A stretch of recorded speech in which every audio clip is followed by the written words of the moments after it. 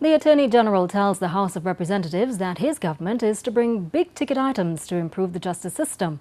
Anand Ramlogan made the statement during his motion for amendments to a number of acts, among them the DNA and Jury Acts.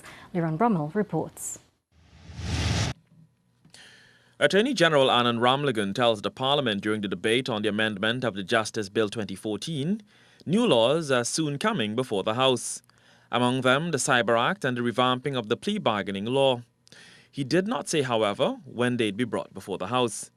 That aside, Mr. Ramlogan sought to sway the opposition bench to support his reorganizing of the justice system, making amendments to Part 1 of Clause 3, the problem of definitions. One such amendment is to the definition of DNA record of the DNA Act.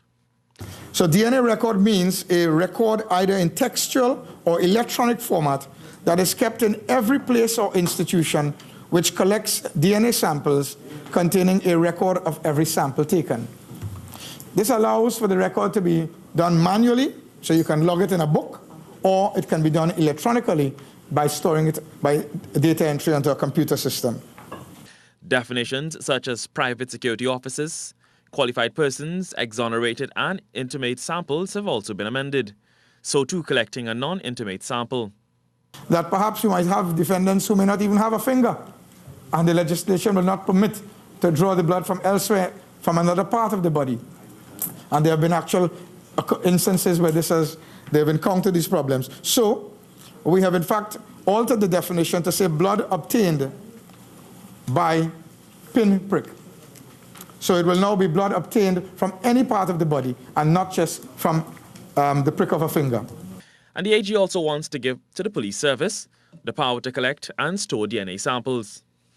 They cannot be called upon to improve the detection rate in the fight against crime in this country unless we give them the legislative legroom and the legislative tools that they need to fight crime.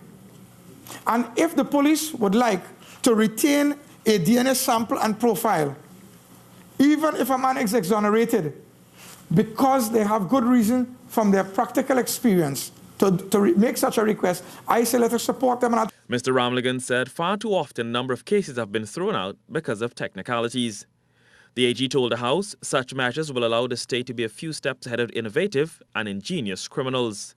To strengthen this act, the Attorney General wants all visitors to this country, as well as those deported, to be fingerprinted. Anyone deported to this country will have to submit themselves and give a DNA sample, full stop. It doesn't matter whether you were convicted of an offense, it doesn't matter if you served time, any deportee will have to now provide a DNA sample. And that will be simple and very clear and easy to follow.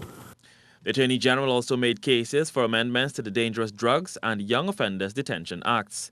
Liran Brummel, CNews.